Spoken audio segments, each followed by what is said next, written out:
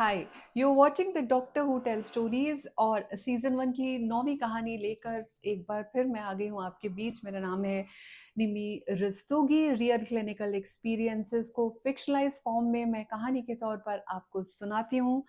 ये कहानियाँ इनका एक्सपीरियंस तो बिल्कुल सच्चा है, लेकिन इनका किसी व्यक्ति विशेष से बिल्कुल भी संबंध या रिजेम्बलेंस नहीं है। मेरी आज की कहानी का शीर्षक है द क्रॉस कनेक्शन।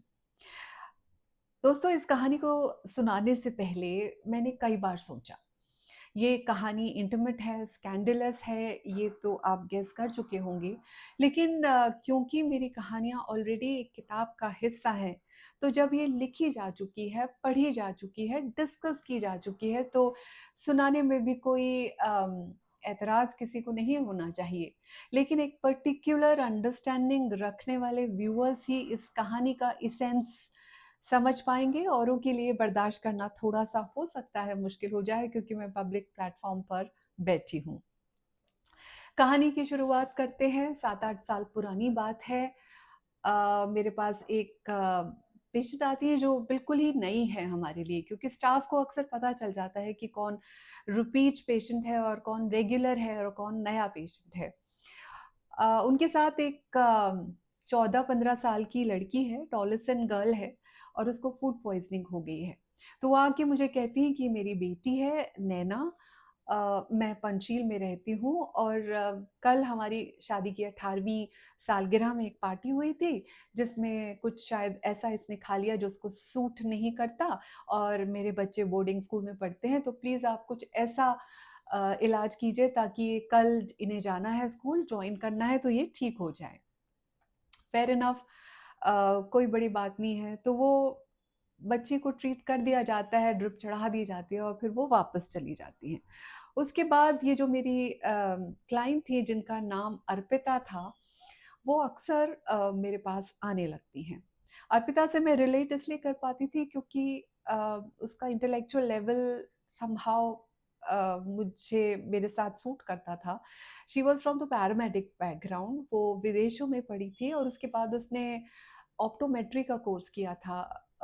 यानी कि ऑप्थेल्मोलॉजिस्ट जो नेत्र रोग विशेषज्ञ होते हैं, उनके जो असिस्टेंट होते हैं, जो चश्मे का नंबर और जो लेंसेज वगैरह लगाते हैं, उनको ऑप्टोमेट्रिस्ट कहते हैं। तो वो काफ़ी स्किल्ड प्रोफेशनल्स होते हैं।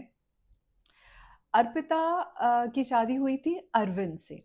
अरविंद और अर्पिता एक बहुत ही अपर क्लास, रिसोर्सफुल, बहुत ही इंस्पायरिंग कपल थे, दोनों लंबे-लंबे थे। और अर्पिता और अरविंद की कहानी ये है कि अरविंद आईआईटी, आईएम के प्रोडक्ट थे, और वो भिलाई में स्टील प्लांट में बहुत हाईली प्लेस्ड थे, और वो पूरा परिवार वहीं रहता था कैंपस में।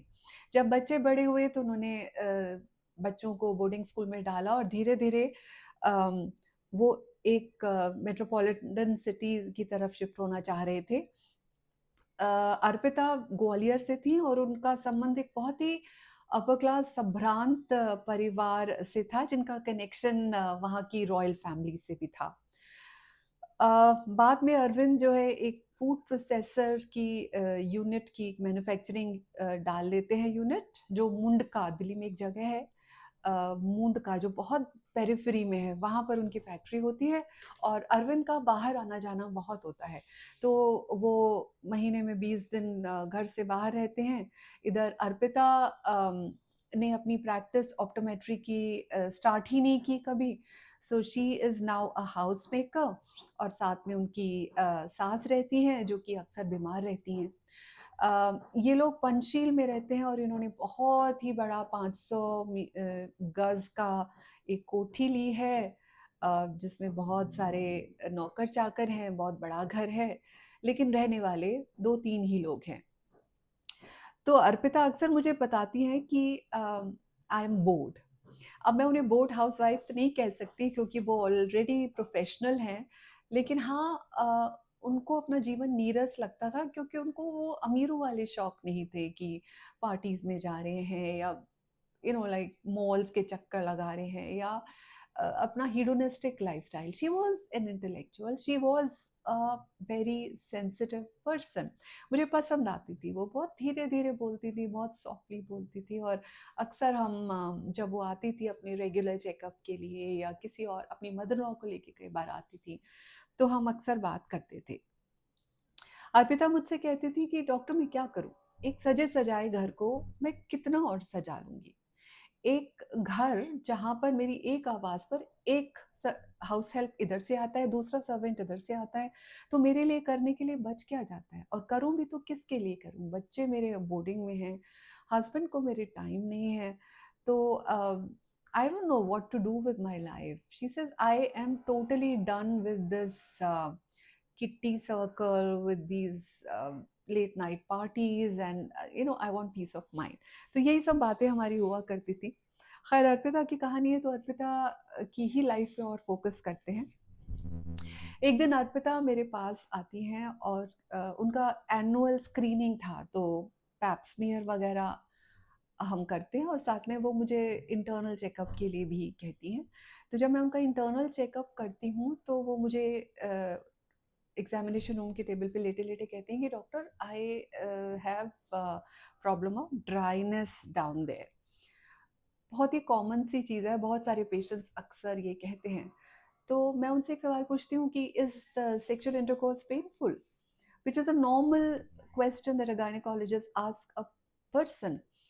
तो अर्पिता चुप हो जाती है, कुछ नहीं बोलती।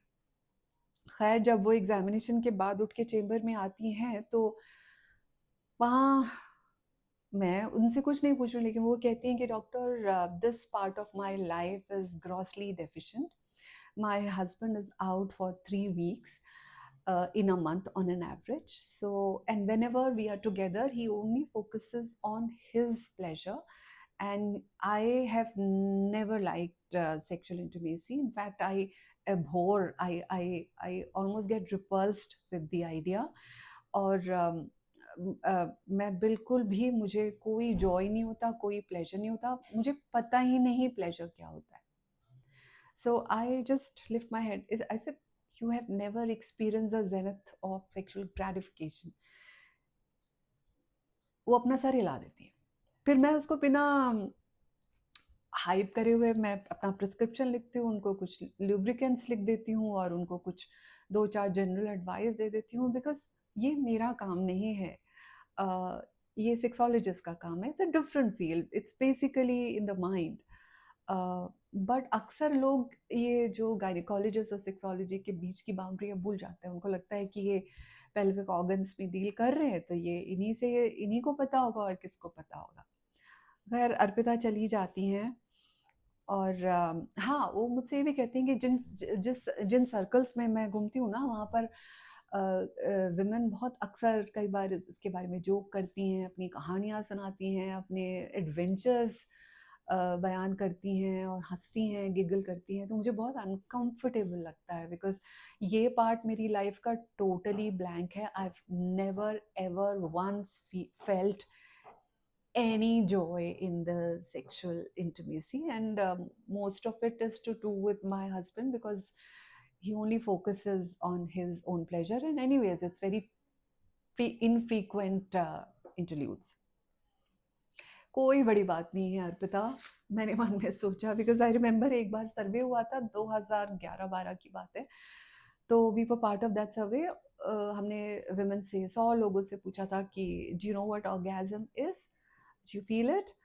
तो आप यकीन नहीं मानेंगे, 68% said yes and rest 42% said no. 7% even asked me वो क्या होता है। So so ऐसा अर्पिता के साथ भी है। she is in the 42% population, तो rather 32% population।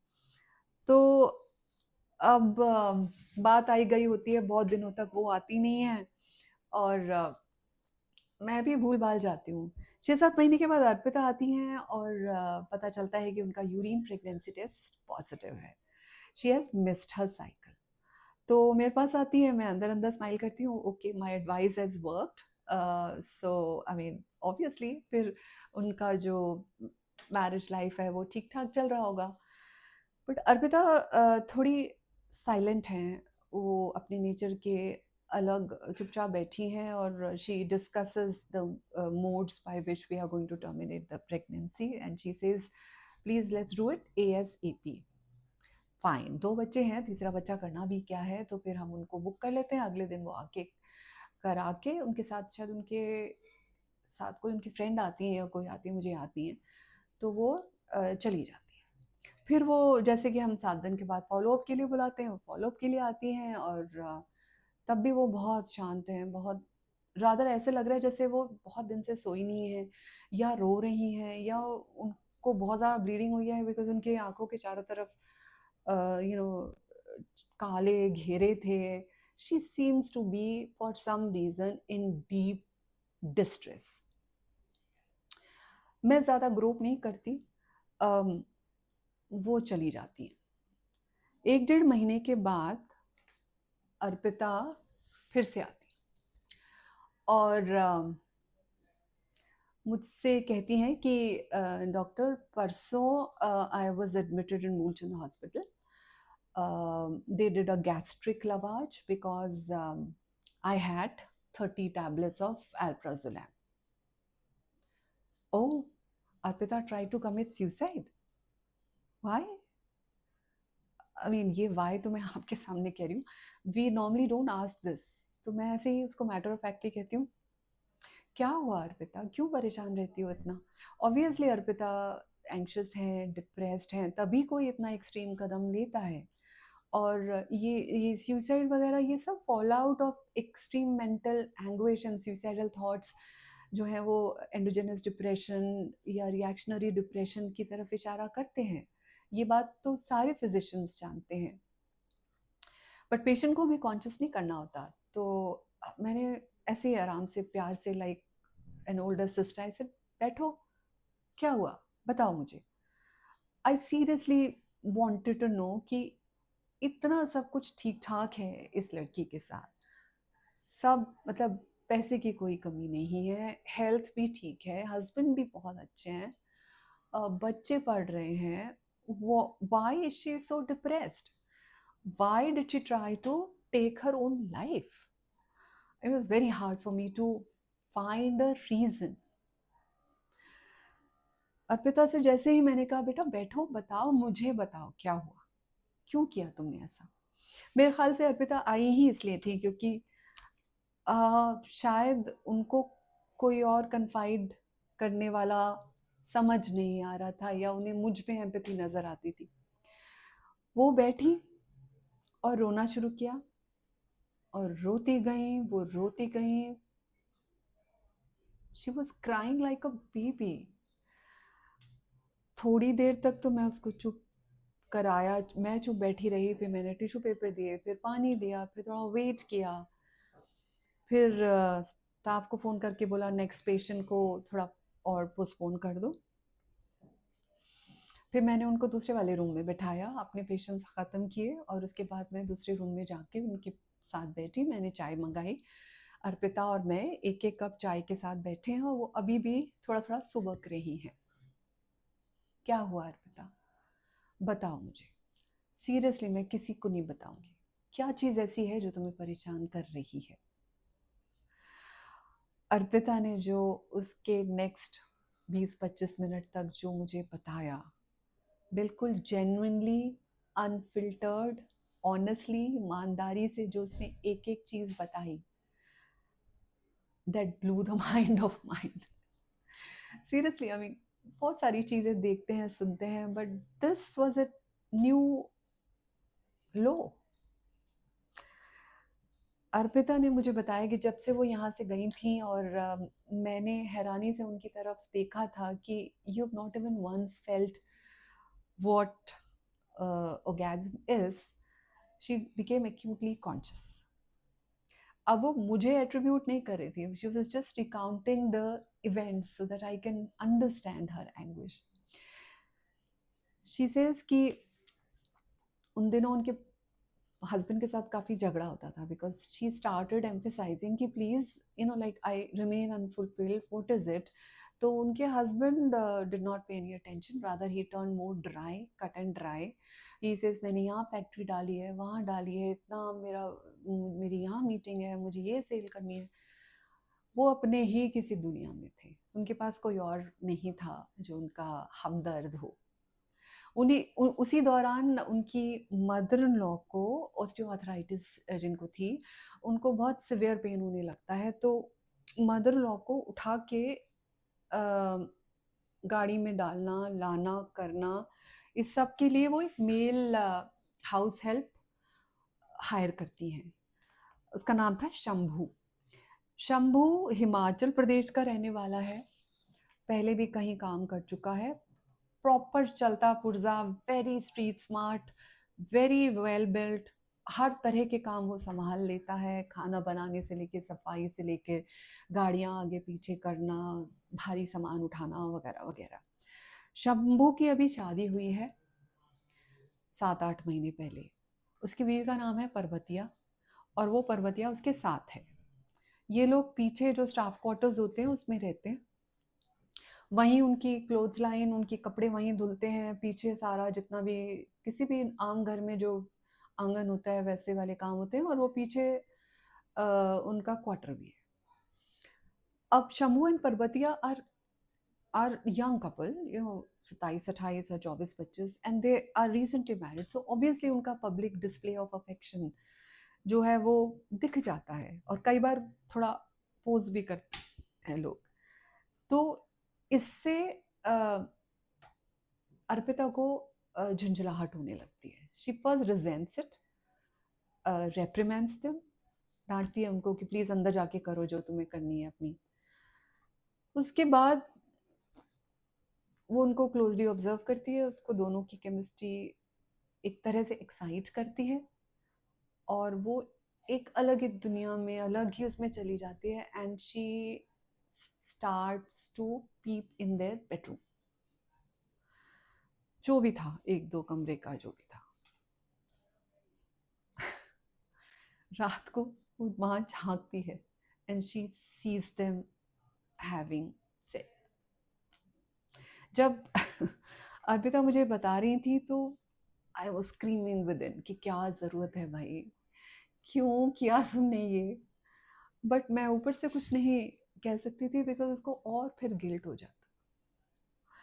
ये सिलसिला कुछ दिनों चलता है, शंभू को पता चल जाता है, शंभू भांप लेता है, पर्वतिया प्रेग्नेंट हो जाती है, और पर्वतिया का फादर उसको लेके गांव चला जाता है। अब रह गया शंभू, हस्बैंड है नहीं घर पे।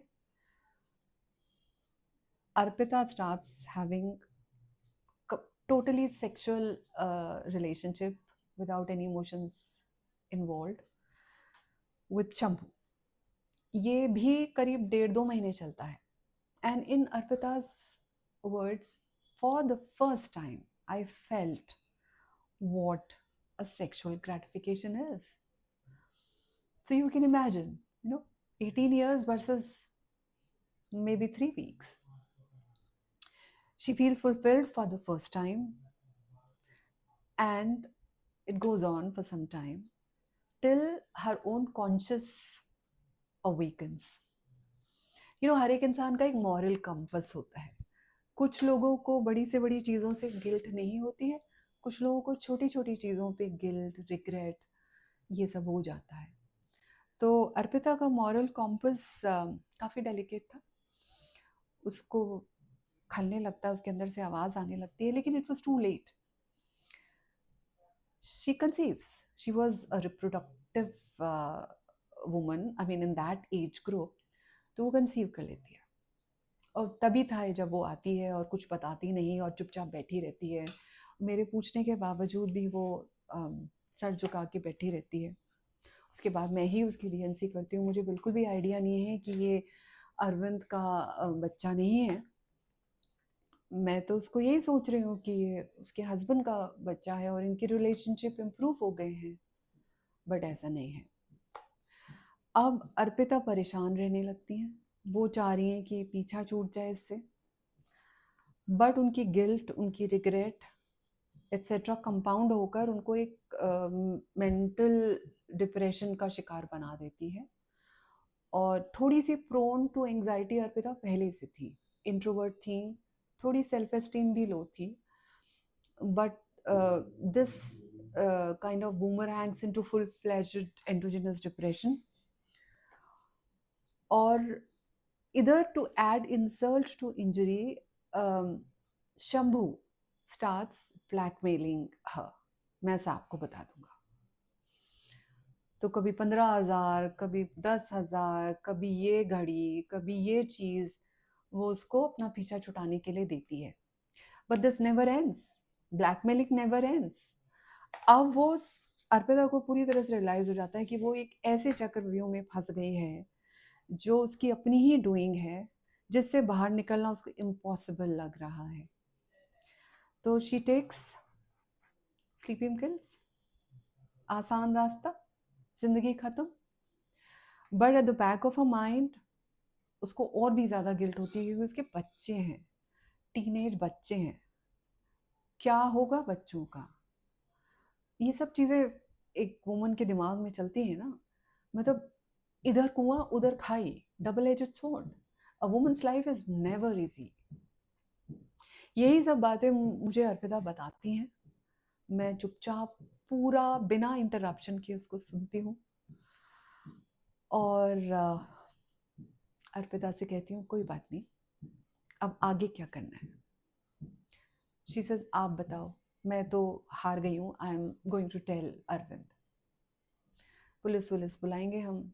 मैंने कहा हरगिज़ ऐसी गलती मत करना, तुम्हारी लाइफ में जो थोड़ी बहुत स्टेबिलिटी है वो भी निकल जाएगी। मैंने उसे कहा ट्राई करो उस आदमी को प्रलोभन देने का, वो लालची लग रहा है शंभू।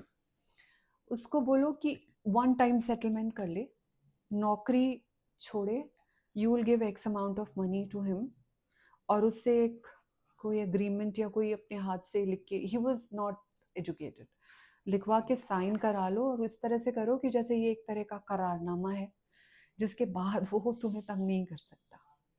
बट वो फिगर क्या होगी, अब क्या पता उसकी कितनी ग्रीड है। मैंने कहा ये बात मैं तुम पे छोड़ती हूँ, मैं सिर्फ उसको एक तरीका बता रही थी, इट मे और may not work. It worked. She said 10 lakhs, he said 20 lakhs one time. She arranged 20 lakhs somehow and makes him sign something, और वो चला जाता है। और कोई और स्टोरी सुना देती है कि उसके बच्चा हुआ है, वहाँ पे उसकी ज़रूरत है, या उनके गांव में गेहूं की खेती होती है, उसको फसल काटने का टाइम आ गया, वडेवा वडेवा। शंभू चला जाता है। लेकिन अर्पिता को अब भी हर रोज़ ये नाइटमेयर्स आते हैं कि वो आ जाएगा और अरविंद को बता देगा, मेरे बच्चों को बता देगा, मैं तो शर्म से डूब मरूंगी, वगैरह वगैरह, तमाम नेगेटिव डार्क थॉट्स जो कि किसी वुमन के ऐसी सिचुएशन में आ सकते हैं। खैर वो उनकी मेंटल हेल्थ काफ़ी ख़राब हो जाती है। एक बार और आती हैं तो मैं उनसे खैर शंभू वापस नहीं आता, करीब 2-3 हफ्ते तो मैंने फॉलो किया, नहीं आया वो। मैं उनसे कहती हूँ कि कुछ दिन के लिए इस नेगेटिविटी से और इस वेब से दूर चली जाओ, जाओ अपने पेरेंट्स के पास जाओ, स्टार्ट काउंट टेकिंग मेडिसिन्स। मैंने उसको एंटी डिप्रेसेंट्स प्रिस्क्राइब किए, then I connected her with clinical psychologist friend of mine who can do online consultation also. तो 1-2 बार तो वो इन पर्सन हुआ, उसके बाद वो चली गई वापस अपने ग्वालियर, और वहाँ पर वो करती थी, लेती थी।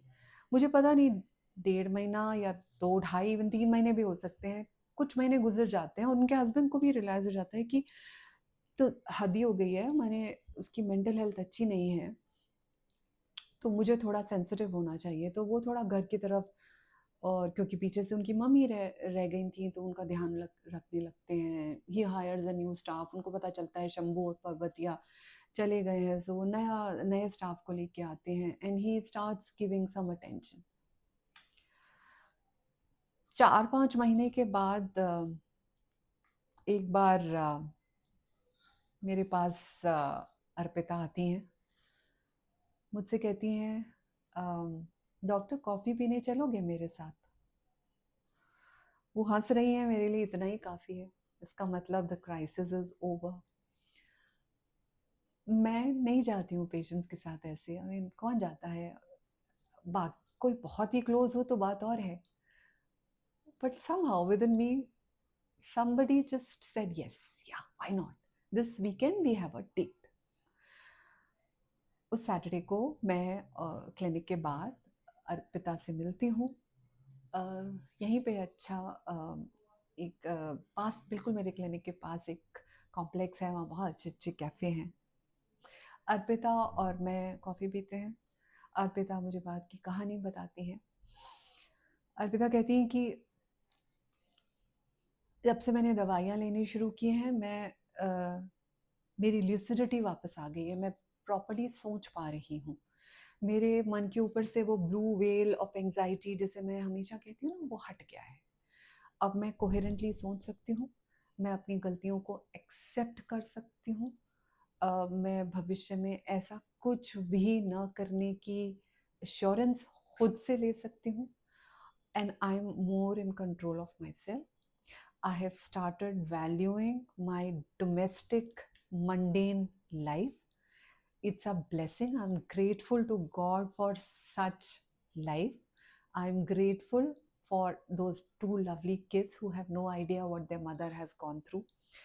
I'm even grateful for a boring husband who is there to provide for me and to support me in good times or bad. मुझे अब उनकी बातें अच्छी लगती हैं। हालाँकि वो अब भी बिज़ी रहते हैं, अब भी वो ध्यान नहीं देते, अब भी उनकी मदर इन लॉ कृप करती रहती हैं, अब भी वो बोरिंग सी पार्टीज़ में जाके बोरिंग बोरिंग बातें सुनकर वो एग्ज़ॉस्ट हो जाती हैं। लेकिन अब उनको समझ आ गया है कि यही लाइफ़ है। इसके बियॉन्ड कुछ भी सोचना, करना एक तरह की बहुत बड़ी बेवकूफ़ी है। There is no gain. मैं उसकी बात सुन के मुस्कुराती हूँ, हँसती हूँ और हम दोनों कॉफ़ी के मग को इस तरह से उठाते हैं, चीयर्स बोलते हैं। My cheering was for this girl, this weak, sensitive, vulnerable girl, Arpita, who is now metamorphosed into a strong, amazingly resilient woman who has learned from her mistakes, because it is very human to err, to गलतियाँ करना बिल्कुल इंसानी बात है, और उसे सीखना और उससे रिकवर होना एक अलग ही लेवल की स्ट्रेंथ है. I raise a cheer to Arpita, we both laugh and I come back. तो ये थी मेरी कहानी, क्रॉस कनेक्शन. कैसी लगी आपको? नौवीं कहानी है ये अगर आपको ये लगा कि बहुत ज़्यादा स्कैंडलस है तो मुझे बताइएगा. बट सोसाइटी में हम लोग फीमेल सेक्सुअल प्लेजर की बात अक्सर नहीं करते हैं. किताबों में शायद की जाती है, but face to face women भी कतराती हैं और इशारों में समझाती हैं, या फिर अपनी बहुत ही क्लोज फ्रेंड से या लोगों से बात करती हैं. मेरा बस इतना ही कहना है कि sexual physiology is also a very important part of our well being. तो प्लीज़ इस पे ध्यान दीजिएगा. और yeah, there's always someone who's willing to listen to you, and there are always people, healers like me, who are willing to help you in your crisis hour. On that note, I take your leave. अगले हफ्ते अपनी 10वीं कहानी लेकर एक बार फिर हाजिर होंगे. तब तक के लिए नमस्कार.